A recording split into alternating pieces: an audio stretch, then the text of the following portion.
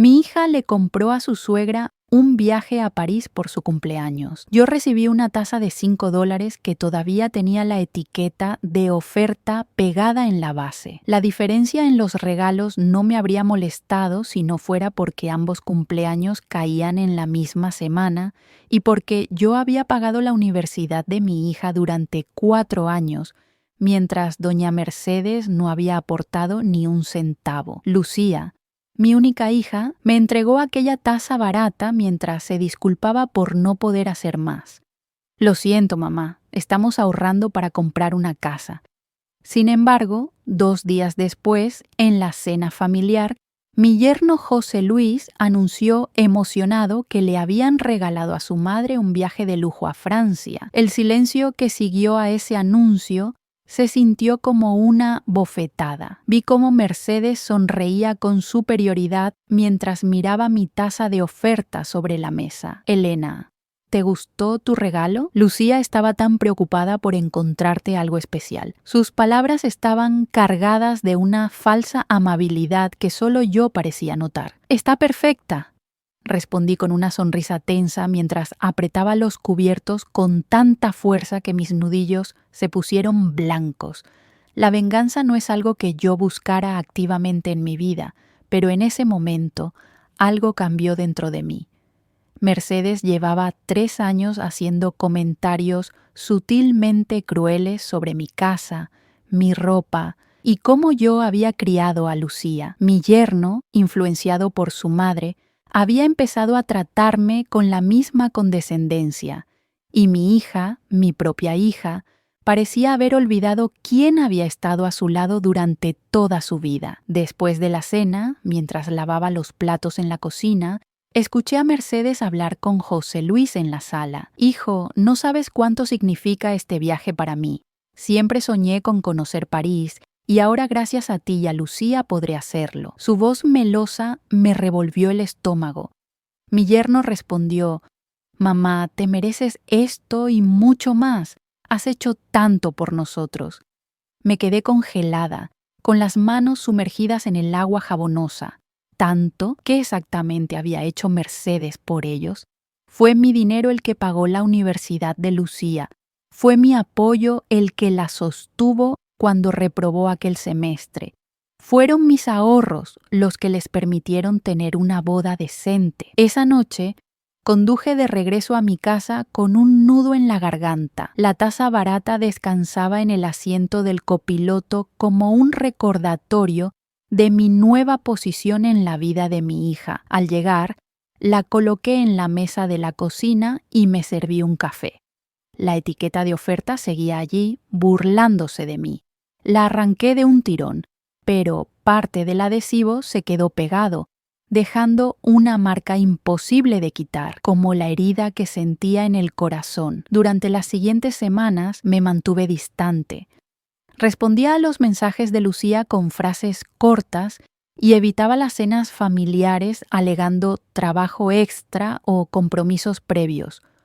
Una parte de mí esperaba que mi hija notara algo, que preguntara qué sucedía, pero las únicas llamadas que recibí fueron para pedirme que cuidara de su perro mientras ella y José Luis acompañaban a Mercedes al aeropuerto para su viaje a París. La familia tóxica que se había formado alrededor de mi hija parecía haberla absorbido por completo. Por supuesto, respondí mecánicamente. ¿Qué más podía hacer? A pesar del dolor, seguía siendo su madre. Cuando llegaron a dejar al perro, Lucía apenas entró a la casa. Me entregó la correa y una bolsa con comida mientras me daba instrucciones apresuradas. José Luis ni siquiera bajó del auto. A través de la ventana pude ver a Mercedes sentada en el asiento trasero, revisando lo que parecían ser folletos turísticos. Partieron con un rápido «Gracias, mamá», y el ruido del motor alejándose. Me quedé en la puerta, con el perro olisqueando curiosamente mi jardín, preguntándome en qué momento había permitido que me trataran así. Yo, que había trabajado durante 30 años como profesora de secundaria, que había criado sola a mi hija después de que su padre nos abandonara, que había sacrificado vacaciones y caprichos personales para asegurarme de que a Lucía nunca le faltara nada. ¿Cómo habíamos llegado a esto? Esa noche, mientras acariciaba distraídamente al perro, recibí una llamada que cambiaría todo. Era Roberto, mi hermano mayor, quien vivía en otra ciudad y con quien mantenía una relación cercana a pesar de la distancia. Elena, tengo que darte una noticia. Su voz sonaba seria. Papá está enfermo. El médico dice que es grave. Mi padre, don Augusto Martínez, había sido un hombre de negocios exitoso que, tras jubilarse, se había mudado a una pequeña finca en las afueras de la ciudad. Hacía años que vivía solo, desde que mamá falleciera, y aunque lo visitábamos regularmente, respetábamos su independencia. La noticia de su enfermedad fue como un balde de agua fría. ¿Qué tan grave?, pregunté, sintiendo cómo el miedo me apretaba la garganta. Terminal, Elena. Le dan 6 meses, quizás menos. Las lágrimas comenzaron a rodar por mis mejillas mientras procesaba la información. Mi padre, mi roca, el hombre que me había enseñado a ser fuerte cuando mi esposo se fue, estaba muriendo, y mi hija ni siquiera estaba aquí para apoyarme. Estaba ocupada enviando a su suegra a París. Necesito que vengas, continuó Roberto. Papá quiere hablar con nosotros sobre su testamento y otras cuestiones importantes. Dice que quiere dejarlo todo en orden. Estaré allí mañana mismo, respondí, limpiándome las lágrimas. Esa misma noche, escribí una nota para Lucía explicándole la situación y dejándola en la mesa de la cocina junto a la comida del perro. No mencioné lo grave que era la condición de mi padre, ni cuánto tiempo estaría fuera. Si ella realmente se preocupaba, me llamaría. Al día siguiente tomé un autobús hacia la ciudad donde vivía mi padre. Durante el viaje, pensé en todas las veces que él había estado para mí. Cuando nació Lucía y me ayudó con los gastos del hospital, cuando necesité un préstamo para iniciar mis estudios universitarios, cuando me aconsejó sobre cómo invertir mis ahorros. Mi padre siempre había sido prudente con el dinero y me había enseñado a hacerlo también. Al llegar a la finca, me sorprendió lo frágil que se veía. Don Augusto, quien siempre había sido un hombre robusto y enérgico, ahora parecía haberse encogido. Sin embargo, sus ojos seguían siendo los mismos, agudos, inteligentes, capaces de ver a través de cualquier pretensión. Mi Elena, me saludó con una sonrisa cansada, siempre puntual. Roberto ya estaba allí, y después de los abrazos y las lágrimas iniciales, nos sentamos en el estudio de papá para hablar de asuntos prácticos. Fue entonces cuando recibimos la primera sorpresa. He decidido modificar mi testamento, anunció papá con calma. Y quiero que ustedes entiendan por qué. Mi hermano y yo intercambiamos miradas de confusión. El testamento de papá había sido simple. La finca y sus ahorros se dividirían entre Roberto y yo. Nunca habíamos esperado mucho. Sabíamos que vivía cómodamente, pero no creíamos que tuviera una gran fortuna. La finca, continuó papá, es solo una pequeña parte de mis bienes. Durante años he estado invirtiendo en propiedades y acciones.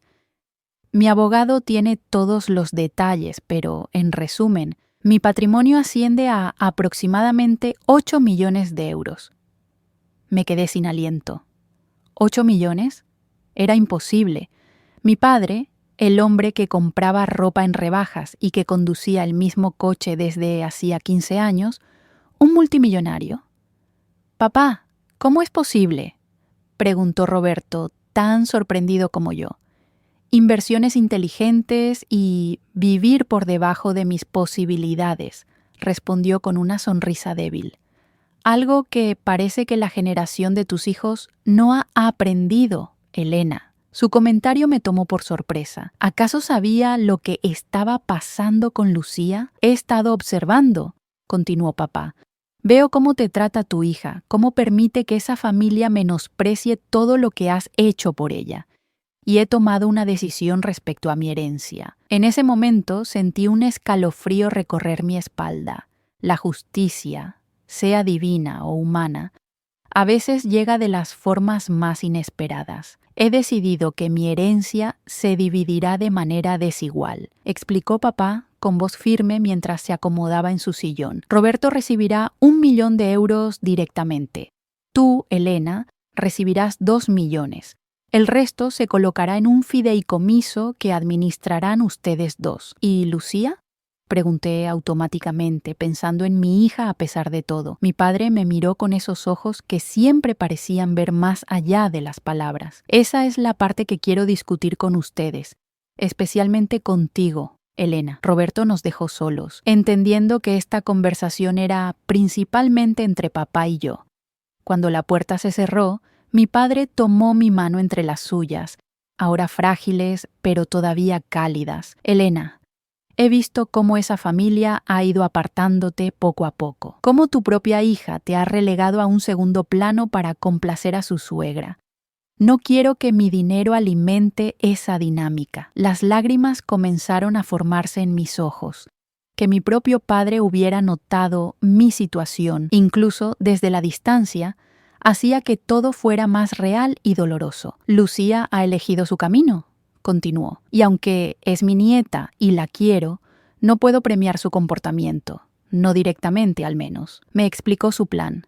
El fideicomiso estaría diseñado para que yo tuviera control sobre cómo y cuándo Lucía podría acceder a cualquier parte de esa herencia. Sería mi decisión, basada en cómo evolucionara nuestra relación. No se trata de venganza, Elena, aclaró mi padre al ver mi expresión. Se trata de justicia y de valores. El dinero tiene el poder de revelar quiénes somos realmente. Durante las siguientes semanas, mientras cuidaba de mi padre y arreglaba con Roberto todos los asuntos legales, apenas tuve contacto con Lucía. Le había enviado un mensaje explicándole la situación de su abuelo, pero su respuesta había sido breve. «Qué pena, mamá. Estamos muy ocupados con el regreso de Mercedes. Te llamaré pronto». Ese pronto nunca llegó. Mi padre falleció un mes después, rodeado de su familia más cercana. Roberto, su esposa, sus 2 hijos y yo. Lucía no alcanzó a llegar, a pesar de que le avisé con tiempo. Cuando finalmente apareció para el funeral, lo hizo acompañada de José Luis y, sorprendentemente, de Mercedes. «Lo siento mucho, mamá», me dijo Lucía durante el servicio. «Sabes lo difícil que ha sido este periodo para nosotros. Mercedes regresó enferma de París y hemos estado cuidándola». Asentí en silencio, observando a la suegra de mi hija, quien milagrosamente se veía bastante recuperada mientras aceptaba las condolencias de personas que ni siquiera conocían a mi padre. Después del funeral, el abogado de papá nos convocó para la lectura del testamento. Inicialmente solo estábamos citados Roberto y yo, pero Lucía insistió en asistir. «Es mi abuelo, mamá. Tengo derecho a estar presente», argumentó. No tuve el corazón para negarme, aunque una parte de mí sabía lo que se avecinaba. José Luis también quiso acompañarnos y, por supuesto, donde iba mi yerno, iba su madre. Así que allí estábamos todos, en el despacho del abogado. Una familia fracturada por expectativas y deslealtades.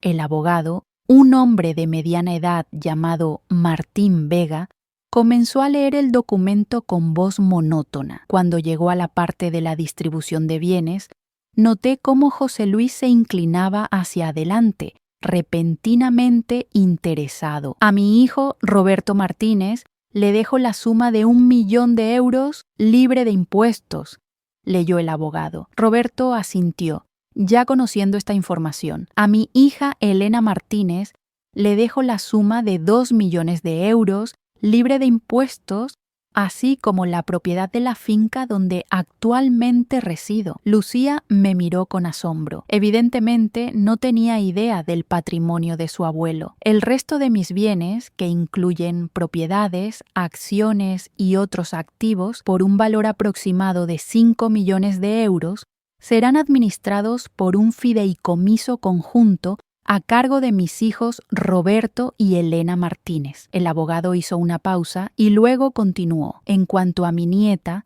Lucía Martínez de Soto, su participación en este patrimonio quedará a discreción de su madre, Elena Martínez, quien determinará si y cuándo recibirá cualquier porción de esta herencia, basándose en su propio criterio y en los valores que siempre he defendido: respeto, gratitud y lealtad familiar. El silencio que siguió fue absoluto.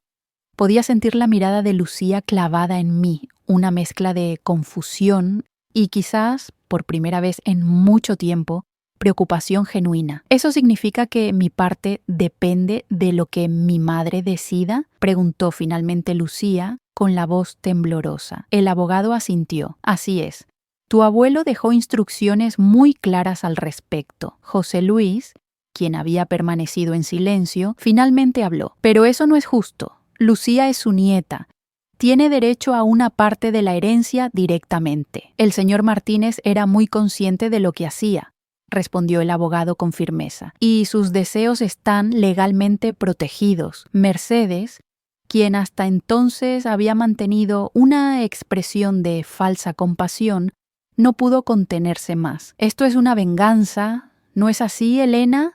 Has manipulado a tu padre moribundo para castigar a mi hijo y a Lucía. Antes de que pudiera responder, Roberto intervino. Señora, le sugiero que modere sus palabras. Mi padre tomó esta decisión por motivos que consideró válidos y le aseguro que nadie lo manipuló. Al salir de la oficina del abogado, Lucía me detuvo en el pasillo.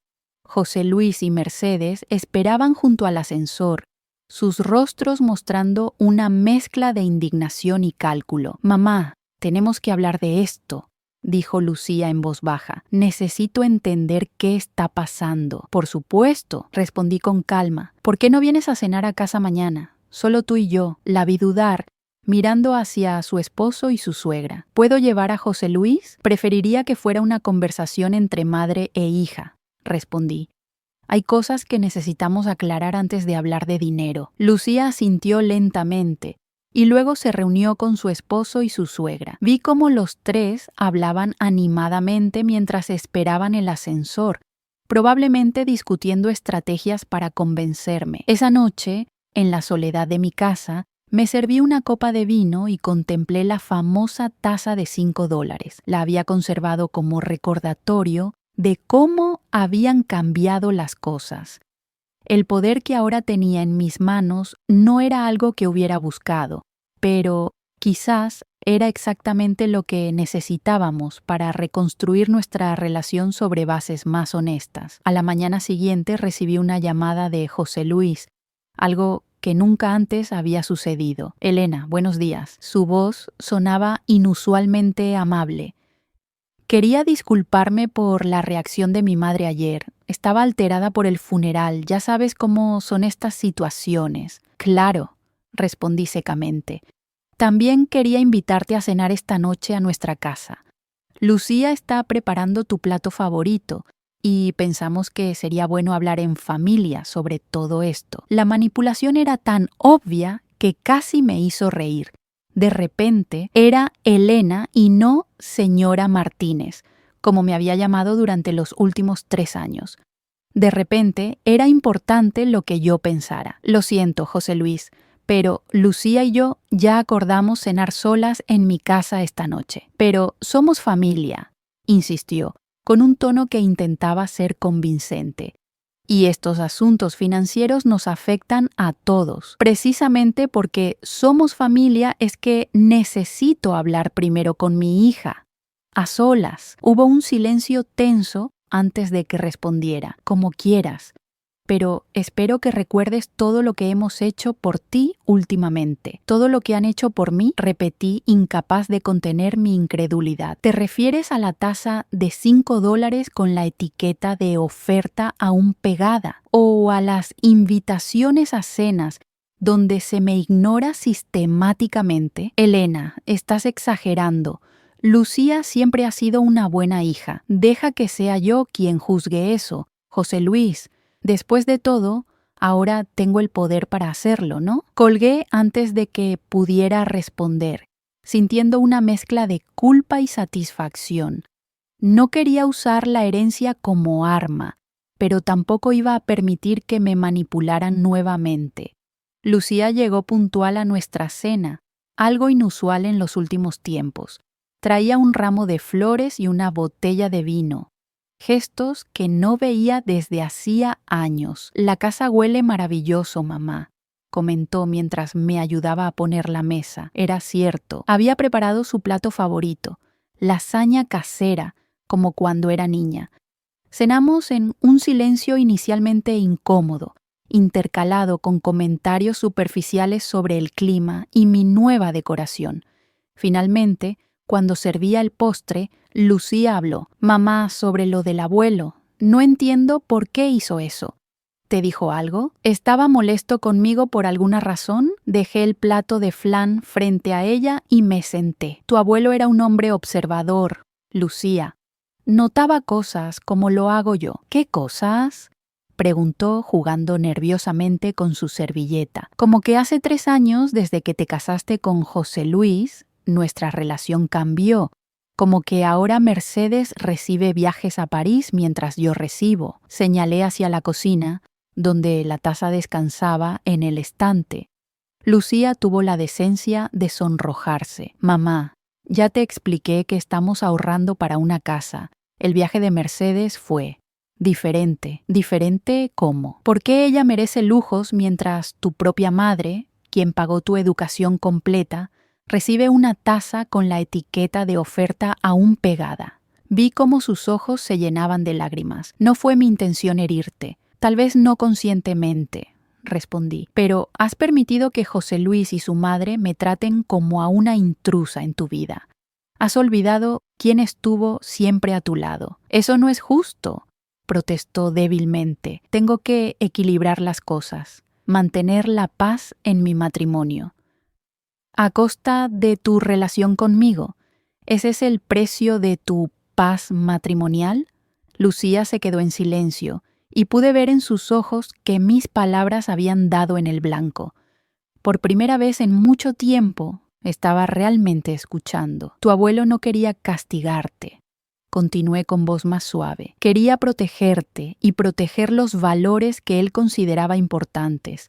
El respeto, la gratitud, la lealtad familiar. ¿Y ahora qué? Preguntó finalmente. ¿Tengo que ganarme mi herencia? No se trata de ganar nada, Lucía. Se trata de reconstruir nuestra relación sobre bases más honestas, sin la influencia constante de personas que parecen disfrutar separándonos. Vi cómo procesaba mis palabras, la lucha interna reflejada en su rostro. Finalmente, tomó aire y me miró directamente. Lo siento, mamá. De verdad lo siento. No me di cuenta de cuánto te estaba lastimando. Sus palabras sonaban sinceras, pero yo había visto demasiados cambios repentinos en ella desde que José Luis y Mercedes entraron en nuestras vidas. Necesitaba más que palabras. Me alegra oír eso, respondí. Pero las acciones hablan más fuerte que las palabras. Veremos cómo evoluciona todo esto. Al final de la noche, mientras Lucía se preparaba para irse, me abrazó con una intensidad que me recordó a la niña que solía ser. Te quiero, mamá, y voy a demostrártelo. La vi marcharse con una mezcla de esperanza y cautela. El camino hacia la reconciliación sería largo, y sabía que José Luis y Mercedes no se rendirían fácilmente. La verdadera prueba apenas comenzaba. Los días siguientes trajeron un desfile de atenciones. José Luis me llamaba regularmente para ver cómo estaba. Mercedes me envió una canasta de frutas con una nota empalagosa. Incluso Lucía parecía más atenta, enviándome mensajes y pasando a visitarme con más frecuencia. Sin embargo, pude notar la tensión en sus visitas, especialmente cuando mencionaba que estaba considerando mudarme a la finca de papá. Pero mamá, esa casa está muy lejos. ¿No preferirías quedarte aquí, cerca de nosotros? Nosotros, noté, no mí. El cambio sutil en su lenguaje revelaba que seguía pensando como parte de una unidad con José Luis y Mercedes, no como mi hija individualmente. La verdadera naturaleza de su renovado interés se hizo evidente cuando, 2 semanas después de la lectura del testamento, me invitaron a cenar a su casa. Apenas había cruzado el umbral cuando noté los cambios. Un nuevo televisor de pantalla gigante, muebles que no había visto antes, y Mercedes luciendo un collar que parecía bastante costoso. ¿Redecoración?, pregunté casualmente mientras me sentaba en un sofá que claramente era nuevo. Pequeños cambios, respondió José Luis evasivamente. Uno tiene que actualizar de vez en cuando. Durante la cena, la conversación giró inevitablemente hacia el tema de la herencia. José Luis, tras un par de copas de vino, fue directo al grano. Elena, hemos estado pensando en nuestro futuro, en formar una familia pronto. Estamos buscando una casa más grande, en un mejor barrio. ¡Qué bien!, respondí, tomando un sorbo de mi agua. Los precios inmobiliarios están bastante altos últimamente. Exactamente, intervino Mercedes, y considerando la situación, bueno, sería maravilloso si pudieran contar con una ayuda para ese gran paso, ¿no crees? Lucía parecía incómoda, evitando mi mirada mientras jugueteaba con su comida. ¿Estás sugiriendo que debería adelantarles parte de la herencia?, pregunté directamente. No lo llamaría adelantar, respondió José Luis con una sonrisa calculadora. Es más bien, cumplir con los deseos de don Augusto de ayudar a su nieta. Mi padre dejó instrucciones muy claras sobre cómo debía manejarse su patrimonio, respondí con calma. Y estoy comprometida a respetar su voluntad, pero tú tienes la última palabra, insistió Mercedes. Puedes decidir ayudarlos ahora, cuando más lo necesitan. Miré a Lucía, quien finalmente levantó la vista. ¿Tú qué piensas, hija? Yo. Bueno, sería de gran ayuda, mamá. Estamos considerando tener un bebé pronto y una casa más grande sería ideal. Ya veo, respondí, y luego miré alrededor, aunque parece que ya han empezado a gastar como si ya tuvieran ese dinero. José Luis se tensó visiblemente. No sé a qué te refieres. Televisor nuevo, muebles nuevos, joyas nuevas. Enumeré. Todo en las 2 semanas desde que supieron de la herencia. Curioso timing, ¿no? No tiene nada que ver, protestó Mercedes. Son compras que teníamos planeadas desde hace tiempo. Claro, respondí con una sonrisa que no llegó a mis ojos, como el viaje a París. El resto de la cena transcurrió en un silencio tenso. Cuando me fui, Lucía me acompañó hasta la puerta, visiblemente angustiada. Mamá, no es como parece. No estamos interesados solo en el dinero. Demuéstralo, respondí simplemente. Durante el mes siguiente se desarrolló una extraña danza. José Luis y Mercedes intensificaron sus atenciones hacia mí, mientras yo observaba cómo mi hija luchaba entre complacer a su esposo y reconectar genuinamente conmigo. Mientras tanto, Roberto y yo comenzamos a administrar el fideicomiso. Vendimos algunas propiedades, reorganizamos inversiones y planificamos cómo gestionar el legado de papá de manera responsable. La finca se convirtió en mi refugio, un lugar donde podía pensar con claridad, lejos de las manipulaciones constantes. Un día, mientras revisaba documentos en el estudio de papá, encontré un sobre con mi nombre escrito en su caligrafía inconfundible. Dentro había una carta y una pequeña llave. Mi querida Elena, comenzaba la carta. Si estás leyendo esto, significa que he partido y que ahora enfrentas decisiones difíciles. La llave abre la caja fuerte detrás del cuadro de tu madre. Ahí encontrarás algo que podría ayudarte a discernir las verdaderas intenciones de quienes te rodean. Con manos temblorosas, moví el cuadro y encontré la pequeña caja fuerte. Dentro había un cuaderno de cuero gastado, el diario privado de mi padre. En esas páginas descubrí que papá había estado investigando a José Luis durante años. Tenía informes de un detective privado que revelaban deudas ocultas, un patrón de empleos donde nunca duraba más de un año y, lo más perturbador, evidencia de que había estado manipulando a Lucía para distanciarla de mí. José Luis Soto ve a mi nieta como su boleto a una vida de comodidad, escribió papá en una entrada. Elena debe estar alerta. Este hombre y su madre tienen un historial de aprovecharse de mujeres vulnerables. El impacto de estas revelaciones me dejó sin aliento. Todo cobraba sentido ahora. El cambio gradual en Lucía, su creciente dependencia de las opiniones de José Luis, el desprecio sutil pero constante hacia mí. No era solo una suegra entrometida y un yerno desagradecido. Era una estrategia calculada. Con el diario en mano, llamé a Roberto. Necesitaba su consejo antes de decidir cómo proceder. Esto confirma mis sospechas, dijo mi hermano después de leer las notas. Papá lo vio venir desde el principio. La pregunta es, ¿qué harás ahora?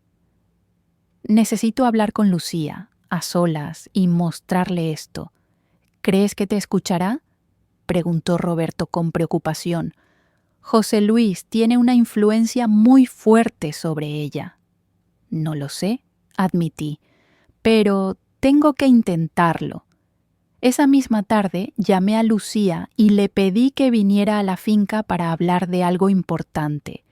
Para mi sorpresa, aceptó venir sola, sin José Luis. Cuando llegó, la guié hasta el estudio y le ofrecí un té. Parecía nerviosa, mirando alrededor con curiosidad. ¿Recuerdas cuando venías aquí de niña?, le pregunté mientras servía el té. El abuelo siempre te dejaba sentarte en su sillón mientras fingías dirigir su empresa imaginaria. Lucía sonrió con nostalgia. ¿Sí? Y me daba hojas para que dibujara lo que él llamaba planos estratégicos. Tu abuelo siempre vio algo especial en ti. Continué. Inteligencia, determinación, pero también bondad. Le preocupaba que esas cualidades pudieran ser explotadas por las personas equivocadas. La sonrisa de Lucía se desvaneció. ¿A qué te refieres? En lugar de responder directamente, le entregué el diario. Tu abuelo dejó esto para mí. Creo que deberías leerlo. Durante la siguiente hora, observé cómo el rostro de mi hija pasaba de la confusión a la incredulidad, y finalmente al dolor. Lágrimas silenciosas comenzaron a rodar por sus mejillas mientras leía la evaluación brutalmente honesta que su abuelo había hecho de su matrimonio y de la influencia que José Luis ejercía sobre ella. No puede ser verdad, murmuró finalmente, cerrando el diario. El abuelo estaba equivocado. José Luis me ama. Lucía. Respondí suavemente. Piensa en los últimos 3 años. ¿Cuántas decisiones importantes has tomado realmente por ti misma? ¿Cuántas veces has defendido nuestra relación frente a los comentarios de Mercedes? ¿Cuándo fue la última vez que hiciste algo que José Luis desaprobara? Vi la duda en sus ojos, las primeras grietas en la fachada que había construido para justificar el comportamiento de su esposo y su suegra. Pero tenemos planes, dijo débilmente. La casa nueva, un bebé. ¿Es eso lo que tú quieres? ¿O es lo que ellos quieren para acceder a la herencia? Lucía se levantó abruptamente y caminó hacia la ventana, dándome la espalda. Sus hombros temblaban ligeramente. Necesito tiempo para pensar, dijo finalmente. Esto es demasiado. Tómate el tiempo que necesites, respondí. Pero recuerda que independientemente del dinero, yo siempre seré tu madre y siempre te amaré, incluso cuando no esté de acuerdo con tus decisiones. Después de que Lucía se fue, me quedé sentada en el estudio de papá, contemplando el retrato familiar que colgaba sobre la chimenea. Él había previsto todo esto. Había intentado protegernos incluso después de su partida. La justicia que había diseñado no era vengativa. Era preventiva. Los días siguientes fueron de un silencio inquietante. Lucía no llamó, y yo respeté su necesidad de espacio para procesar todo lo que había descubierto. Roberto me mantenía informada sobre los asuntos del fideicomiso y juntos comenzamos a implementar algunos de los proyectos benéficos que papá había delineado en sus planes. Becas universitarias para estudiantes de bajos recursos, apoyo a hospitales locales y un fondo para maestros jubilados. Una semana después, Recibí una llamada inesperada de Mercedes. Elena, necesitamos hablar urgentemente. Su voz sonaba alterada. Es sobre Lucía. ¿Qué sucede? Pregunté, inmediatamente preocupada. Se fue. Dejó a José Luis, tomó algunas cosas y desapareció hace 3 días. Pensamos que estaría contigo. La noticia me cayó como un balde de agua fría. No he sabido nada de ella. Pues entonces tienes que ayudarnos a encontrarla, exigió Mercedes. Esto es culpa tuya. Le llenaste la cabeza de mentiras sobre mi hijo. No le llené la cabeza de nada, Mercedes. Le mostré evidencia de la verdad. ¿Evidencia? ¿Te refieres a las fantasías de un viejo moribundo? José Luis es un buen hombre y tú estás destruyendo su matrimonio por venganza. Si José Luis es tan buen hombre, ¿por qué Lucía sintió la necesidad de irse sin decirle a dónde iba? Repliqué. Necesitamos ese dinero. Soltó finalmente Mercedes, abandonando toda pretensión. José Luis tiene deudas y la casa está a punto de ser embargada. Si Lucía no regresa, todo se arruinará. Así que ahí estaba la verdad, finalmente expuesta. No se trataba de amor o familia. Se trataba de dinero, de usar a mi hija como acceso a una fortuna que nunca habían imaginado. Lo siento por sus problemas financieros, respondí fríamente. Pero eso no es asunto mío. Y si Lucía decide contactarme, respetaré su privacidad. Colgué antes de que pudiera responder. Y de inmediato llamé a Roberto para ponerlo al tanto. Él sugirió contratar un investigador privado para localizar a Lucía, solo para asegurarnos de que estuviera bien. No creo que sea necesario, respondí después de pensarlo. Conozco a mi hija. Si necesita espacio, es porque está procesando algo importante. Aparecerá cuando esté lista. Y tenía razón. 3 días después, mientras desayunaba en la terraza de la finca, vi un taxi acercarse por el camino de entrada. Lucía bajó, con una pequeña maleta y los ojos enrojecidos de quien ha llorado mucho pero ha llegado a una resolución. Corrí a abrazarla, sintiendo cómo se desmoronaba en mis brazos. Lo siento tanto, mamá, sollozó. He sido tan ciega, tan estúpida. La llevé adentro y preparé café mientras ella me contaba todo. Cómo, después de leer el diario del abuelo, había comenzado a notar patrones que antes ignoraba. Cómo había descubierto accidentalmente correos electrónicos de José Luis a un agente inmobiliario planificando la compra de una casa de lujo en cuanto el dinero de la vieja llegue. Cómo había encontrado facturas de tarjetas de crédito ocultas que revelaban gastos extravagantes recientes. Me utilizó, mamá, todo este tiempo, y yo te alejé por complacerlo. Eras vulnerable, respondí, acariciando su cabello como cuando era niña. Y el amor a veces nos ciega. ¿Qué hago ahora?, preguntó secándose las lágrimas. No puedo volver con él, pero tampoco quiero que pienses que estoy aquí por el dinero. Lucía, mírame, dije tomando sus manos. Eres mi hija. Esta siempre será tu casa, con o sin herencia. Lo único que quiero es que encuentres tu propio camino, que tomes tus propias decisiones, que seas la mujer fuerte e independiente que sé que puedes ser. Los meses siguientes fueron de sanación y reconstrucción. Lucía solicitó el divorcio, enfrentando la furia de José Luis y Mercedes, quienes no escatimaron en amenazas y manipulaciones. Pero esta vez mi hija estaba preparada. Con el apoyo legal de Roberto y la evidencia que había recopilado, el proceso fue sorprendentemente rápido. Durante ese tiempo, Lucía y yo reconstruimos nuestra relación. Hablamos de todo, de los años en que me había alejado, de sus inseguridades, de cómo José Luis había explotado su deseo de ser aceptada por su nueva familia. Fueron conversaciones dolorosas, pero necesarias. Un año después del fallecimiento de papá, cuando el divorcio estaba finalmente concluido y Lucía había comenzado a trabajar en un proyecto de arquitectura que la apasionaba, Roberto y yo la invitamos a una reunión formal para discutir el fideicomiso. Hemos estado administrando el patrimonio del abuelo siguiendo sus deseos, explicó Roberto mientras desplegaba documentos sobre la mesa, y ahora queremos hablar sobre tu participación. Lucía asintió, visiblemente nerviosa. Entiendo si deciden que no merezco nada. Mis acciones. Tus acciones recientes han demostrado exactamente el tipo de carácter que tu abuelo valoraba. La interrumpí. Enfrentaste la verdad, por dolorosa que fuera. Tomaste decisiones difíciles basadas en tus propios valores, no en presiones externas.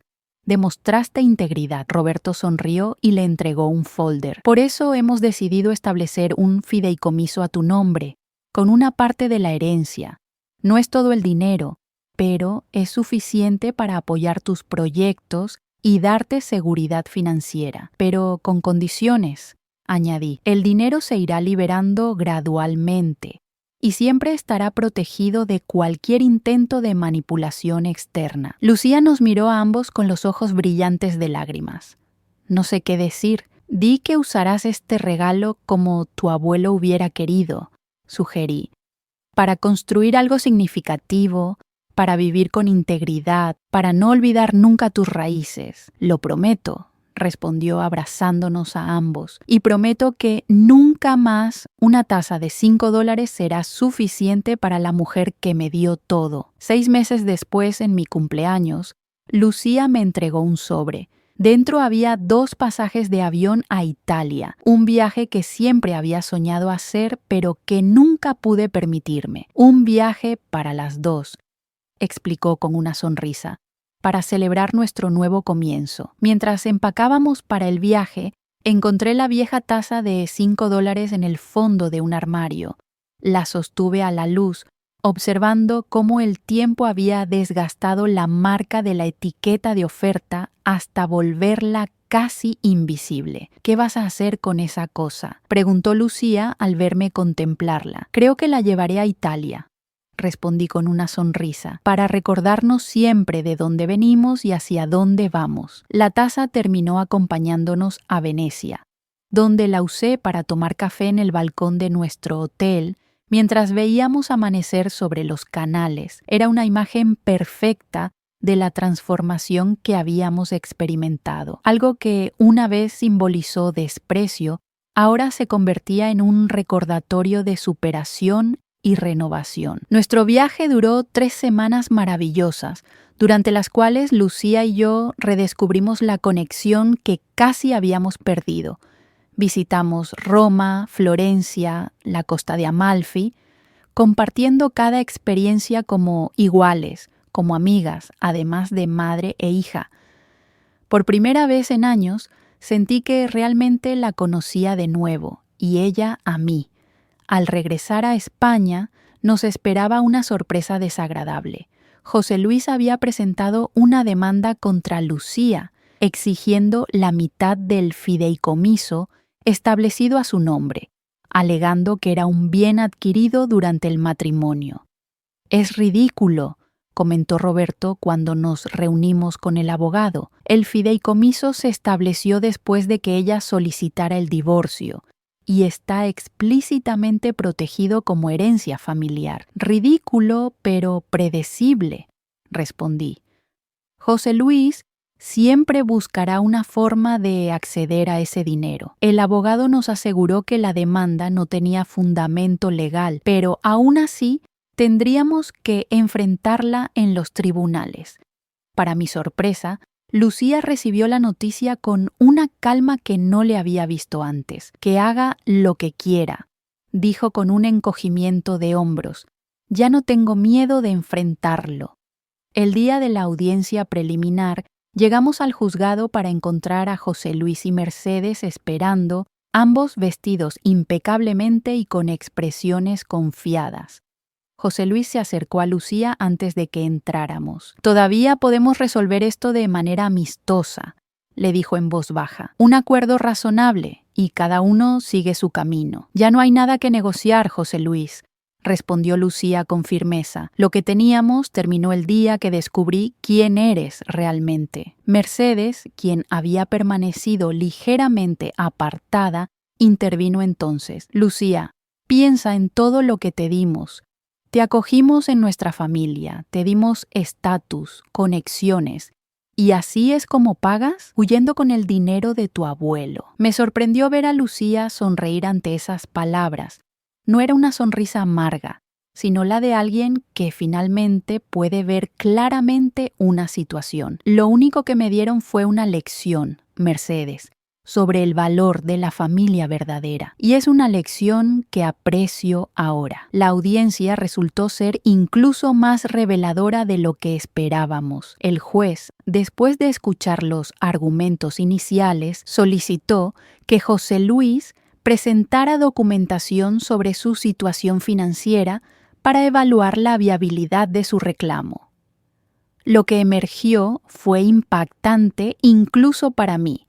Deudas por casi $500,000, préstamos no declarados y evidencia de que había estado drenando sistemáticamente la cuenta conjunta que compartía con Lucía durante años. Señor Soto, dijo el juez con evidente disgusto, este tribunal no ve mérito alguno en su demanda. El fideicomiso en cuestión está claramente protegido como herencia familiar, establecido después de la separación legal y administrado por terceros. Su reclamo se desestima con perjuicio. Pero la venganza real, aquella que no busqué pero que llegó por sí sola, ocurrió cuando salíamos del juzgado.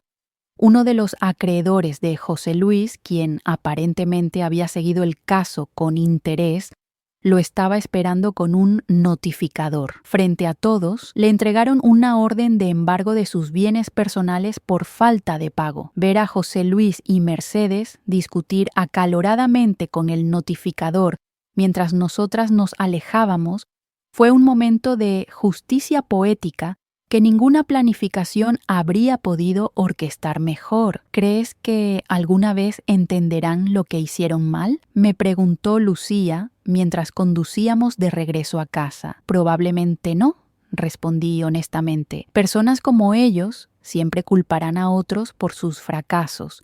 Pero lo importante es que tú lo entendiste a tiempo. En los meses siguientes, mientras la vida de José Luis y Mercedes se desmoronaba bajo el peso de sus deudas y mentiras, la nuestra florecía con una nueva claridad. Lucía se estableció en un pequeño apartamento cerca de la finca, donde comenzó a desarrollar proyectos de arquitectura sostenible que pronto atrajeron la atención del sector. Yo continué con la administración del fideicomiso junto a Roberto, enfocándonos especialmente en los proyectos educativos que tanto habían importado a papá. Un día, mientras revisábamos solicitudes para el programa de becas, Lucía me hizo una propuesta inesperada. Mamá, ¿qué pensarías si usáramos parte del fideicomiso para establecer una fundación específicamente dedicada a mujeres que están saliendo de relaciones abusivas o manipuladoras?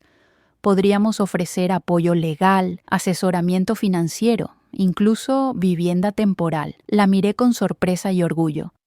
¿De dónde viene esa idea? De mi propia experiencia, respondió con seriedad. Tuve suerte, tenía a mi familia, tenía recursos, pero muchas mujeres quedan atrapadas porque no ven una salida económicamente viable.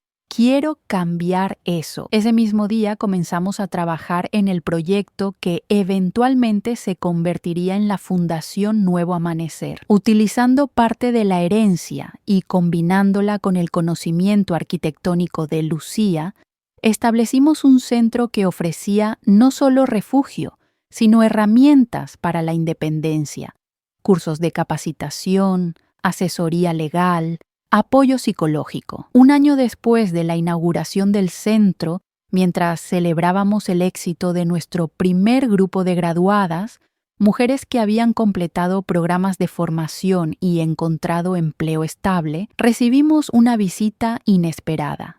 Mercedes, notablemente menos elegante que la última vez que la vimos, esperaba en la recepción. Lucía me miró con alarma, pero le di un apretón tranquilizador en el brazo. Veamos qué quiere, sugerí. Mercedes parecía haber envejecido años en los últimos meses.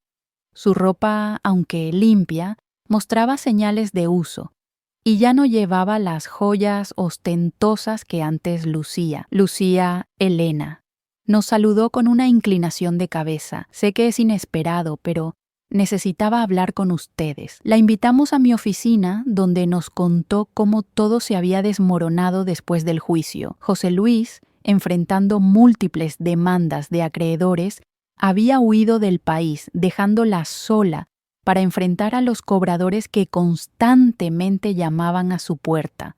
La casa había sido embargada y ahora vivía en un pequeño apartamento en las afueras. He venido a pedir ayuda, admitió finalmente, con la voz quebrada por la humillación.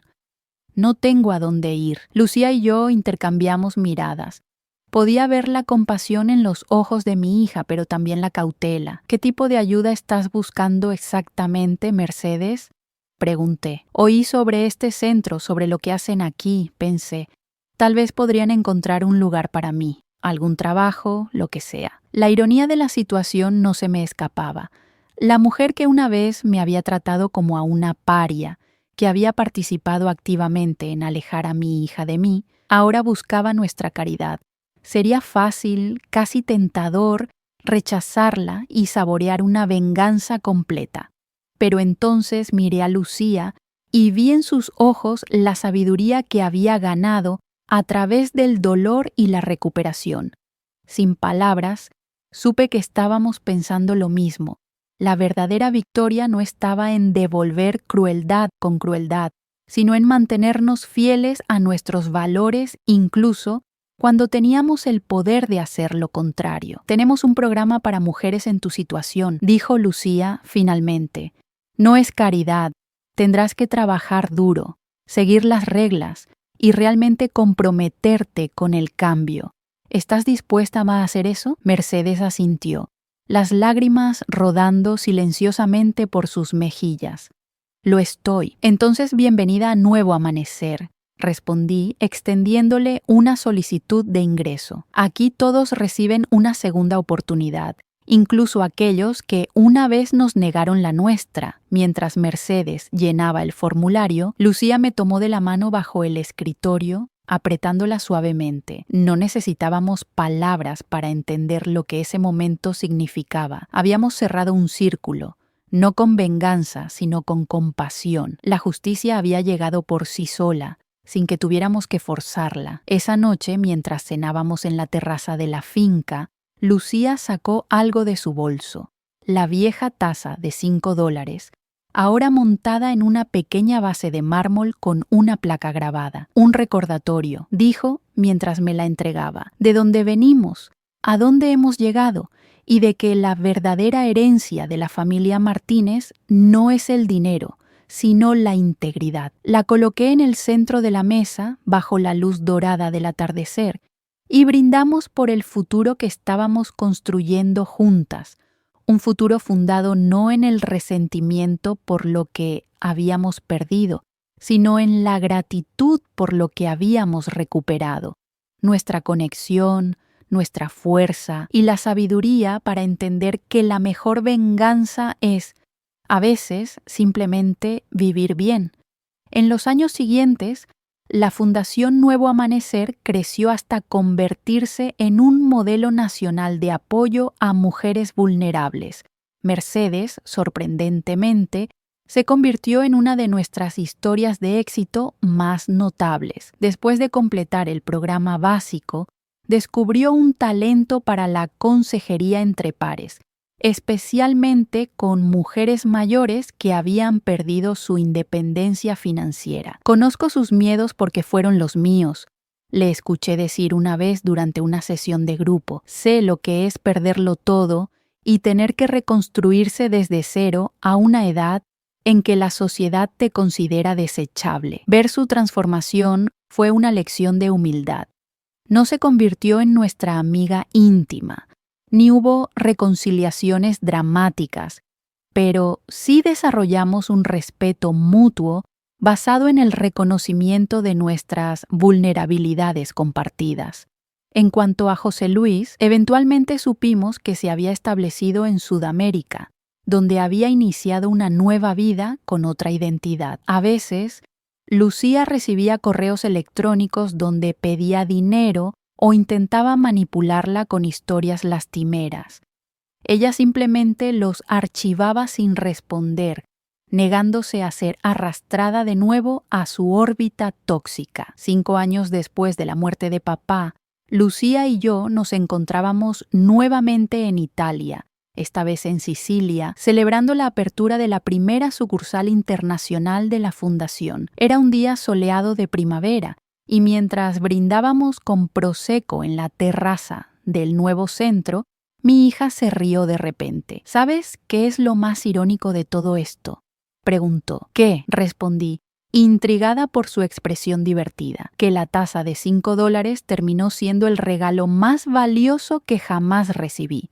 Sin ella, sin lo que representaba, quizás nunca habría visto la verdad. Pensé en cómo objetos aparentemente insignificantes pueden convertirse en símbolos de transformación profunda. La taza, que ahora ocupaba un lugar de honor en la oficina principal de la fundación, había pasado de ser un insulto a convertirse en un emblema de nuestra misión. «Tienes razón», respondí, mirando hacia el mar Mediterráneo que se extendía frente a nosotras. A veces los mejores regalos son aquellos que nos obligan a despertar. Recordé entonces una conversación que había tenido con papá poco antes de su muerte. «Elena», me había dicho, «el dinero es como el agua. Puede nutrir o puede ahogar. Todo depende de cómo fluya». Su herencia, tanto material como espiritual, había fluido exactamente como él esperaba, revelando verdades, fortaleciendo lo valioso y lavando lo que no merecía permanecer. La justicia que había diseñado no se trataba de castigar a Lucía, sino de liberarla. Y en ese proceso habíamos encontrado ambas una nueva definición de familia y de riqueza. El viaje a París de Mercedes se había convertido en un símbolo de todo lo que habíamos dejado atrás: las apariencias falsas, las lealtades superficiales, los valores distorsionados. Mientras tanto, la taza de $5 se había transformado en el emblema de nuestro renacimiento. Mi padre, con su sabiduría silenciosa, había entendido lo que yo apenas empezaba a comprender entonces: que la verdadera herencia no se mide en euros o propiedades, sino en las lecciones que nos permiten reconocer nuestro propio valor. Cada día, cuando veo a las mujeres que llegan a nuestro centro, llevando consigo solo lo que pudieron salvar de vidas desmoronadas, pienso en lo cerca que estuve yo misma de perder lo más valioso que tenía: mi relación con mi hija. Y cada vez que una de ellas encuentra su camino hacia la independencia y la dignidad, siento que la justicia se cumple nuevamente, no como venganza, sino como redención. Esa noche, mientras Lucía y yo caminábamos por la playa siciliana, me detuve para recoger una pequeña concha marina perfectamente formada. «Para tu colección de recordatorios», dije, entregándosela, «para que nunca olvidemos que a veces tenemos que perderlo todo para encontrar lo que realmente importa». Mi hija cerró su mano alrededor de la concha y me abrazó con fuerza. «Gracias, mamá, por no rendirte conmigo incluso cuando yo me había rendido contigo». Y así, bajo el cielo estrellado de Sicilia, celebramos nuestra verdadera herencia, no los millones en el fideicomiso, sino la capacidad de reconocer el valor de lo que no tiene precio. Y si alguna vez dudamos, siempre tendremos una taza de $5 para recordárnoslo. Cuando regresamos a España, encontramos una carta de Roberto esperándonos. Nuestro primer grupo de becarias había completado sus estudios universitarios y él adjuntaba fotografías de la ceremonia de graduación. Entre las jóvenes sonrientes había varias que habían llegado a nosotros a través del centro, mujeres que habían encontrado en la educación un camino hacia la libertad que una vez creyeron imposible. «El legado continúa», comentó Lucía mientras revisábamos las fotografías.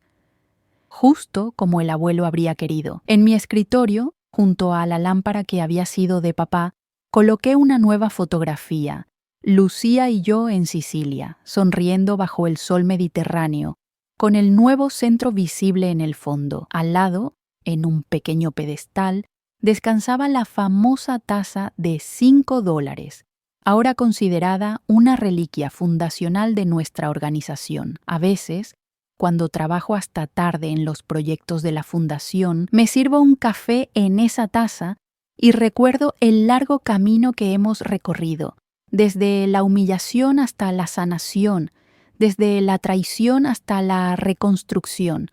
La marca de la etiqueta de oferta sigue ahí, apenas visible ahora, un recordatorio permanente de que el valor verdadero nunca puede reducirse a un precio. Y cuando pienso en Mercedes, en José Luis y en el viaje a París que una vez simbolizó mi exclusión, siento una extraña gratitud, porque sin ese dolor, sin esa claridad que solo viene cuando la injusticia es tan evidente que no puede ignorarse, quizás nunca habríamos encontrado este nuevo propósito. La verdadera venganza, si es que puede llamarse así, no fue que José Luis perdiera todo o que Mercedes terminara dependiendo de nuestra ayuda. La verdadera venganza fue que Lucía y yo encontramos, en medio de la tormenta que ellos habían ayudado a crear, una conexión más fuerte y más auténtica que la que jamás habríamos desarrollado en tiempos de calma. Como dijo Lucía una vez, la taza de $5 terminó siendo el regalo más valioso, no por lo que costó, sino por lo que reveló. Y en ese sentido, quizás debería estarle agradecida a Mercedes después de todo,